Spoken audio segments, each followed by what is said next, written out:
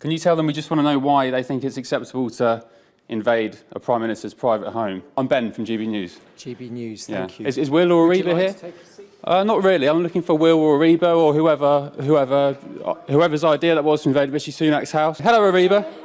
How are you doing? Thanks for having us. Was that your idea to invade you weren't invited, first of all. We weren't invited? No, you weren't. Oh, how ironic. Were you invited to Rishi Sunak's house this morning? He's the Prime Minister of the country. I'm just going to make myself a cup of tea, if that's all right. Who thinks Sunak's house invasion was a good idea? Anyone? What team do you guys work in? Are you press? Marketing? Who's the gigabrain that invented that idea today?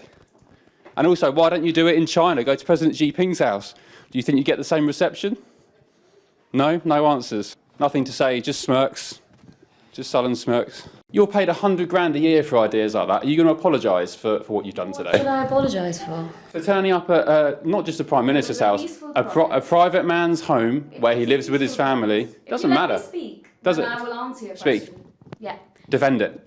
Yeah, it was a peaceful protest, and the Prime Minister has allowed hundreds of new oil and gas licences. So you think it's justified turning up to a man's private home where he lives with his family because he's approved oil and gas licences? He wasn't there. That was a matter of national news. We checked before going. We made sure there was nobody there. It was planned with utmost care, with care for security. He wasn't there. We knocked on the door. First, there was no answer. You knocked on the door, so he jumped on his roof. Is that right? We knocked on the door to identify who we were. Are you going to apologise? No, I'm not going to apologise. We held him to account for a decision that he has backed, which is a disastrous decision. Do you know what % of global emissions the UK is responsible for?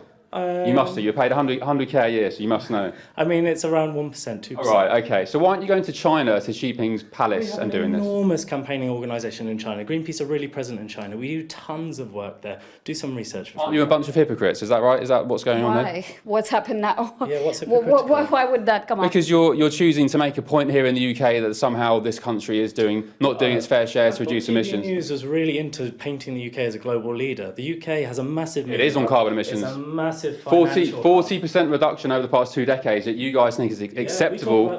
You guys think it's acceptable to invade a private man's family home, which is disgusting. Which was empty.